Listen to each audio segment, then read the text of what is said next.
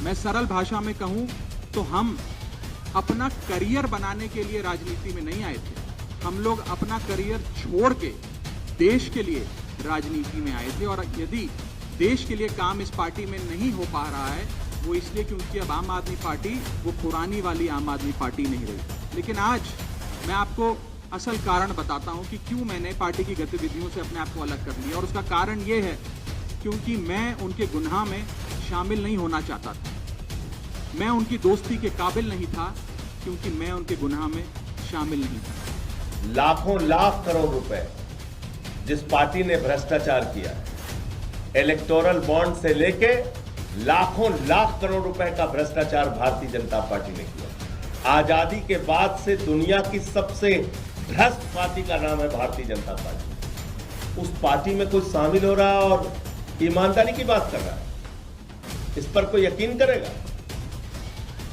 जिस पार्टी ने पूरे देश में एक ऑर्गेनाइज्ड करप्शन, एक संगठित भ्रष्टाचार किया, उस पार्टी के साथ शामिल होके आप कह रहे हैं आप भ्रष्टाचार खिलाफ हैं। नमस्कार दोस्तों, आप देख रहे हैं ए न्यूज टुडे। दोस्तों, आज की राजनीति में दल बदल का नाम बदल कर धड़ पकड़ कर देना चाहिए, क्योंकि जिस तरह नेता एक ही दिशा में यानी बीजेपी की तरफ जा रहे हैं, उसके पीछे जांच एजेंसियों की भूमिका साफ नजर आती है।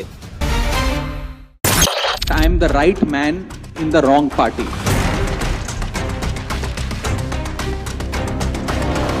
राघव चड्ढा को पार्टी ने विधायक बनाया, सांसद बनाया, क्या क्या नहीं दिया। पंजाब के लोगों ने, पंजाब की जनता ने कितना प्यार दिया, राज्यसभा में पहुंचाया। आप भारतीय जनता पार्टी की गोदी में पहुंच गए।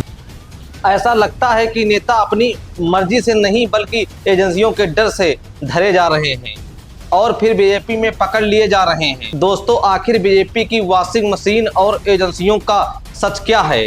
तो दोस्तों, विपक्ष का साफ कहना है कि बीजेपी एक ऐसी वॉशिंग मशीन बन गई है जो बिना डिटर्जेंट पाउडर के ही दमदार सफाई कर देती है। जैसे ही कोई नेता बीजेपी में शामिल होता है, उस पर चल रहे ईडी, सीबीआई और इनकम टैक्स के मुकदमे या तो बंद हो जाते हैं या ठंडे बस्ते में डाल दिए जाते हैं। महाराष्ट्र के 25 नेताओं का उदाहरण हमारे सामने है, जिनमें से 23 के केस बीजेपी में जाते ही सुलझ गए।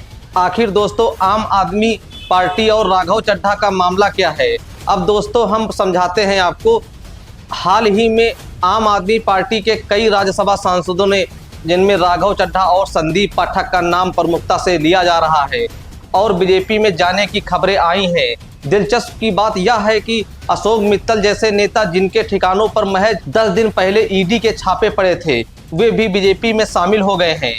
इससे तो यही संदेश जाता है कि अगर आप पर रेड पड़े तो सीधे बीजेपी मुख्यालय की ओर स्कूटर स्टार्ट कर दीजिए, आप सुरक्षित हो जाएंगे। क्या यह लोकतंत्र के लिए खतरा है? दोस्तों, मनोज झा और खुद राघव चड्ढा ने पहले कहा था कि यह सिर्फ किसी पार्टी को झटका नहीं बल्कि लोकतंत्र को झटका है। क्या हम वन नेशन वन इलेक्शन से वन नेशन वन पार्टी की ओर बढ़ रहे हैं? विपक्ष का आरोप है कि जांच एजेंसियों का इस्तेमाल कर नेताओं का गला पकड़कर उन्हें अपनी ओर किया जा रहा है। आज की स्थिति यह है कि विपक्षी नेताओं के लिए राजनीति करना लगभग असंभव बना दिया गया है। कारपोरेट चंदा नहीं देता, गोदी मीडिया बात नहीं दिखाता, और ऊपर से एजेंसियों का साया हमेशा बना रहता है। ऐसे में सवाल उठता है कि क्या एजेंसियां अब केवल राजनीतिक औजार बन गई हैं? अगर सारे भ्रष्टाचारी बीजेपी में चले जाएंगे तो फिर एजेंसियां छापेमारी किस पर करेंगी? शायद तब अफसरों को भी बीजेपी ज्वाइन कर लेनी चाहिए। दोस्तों, आप क्या सोचते हैं? कमेंट बॉक्स में जरूर बताएं।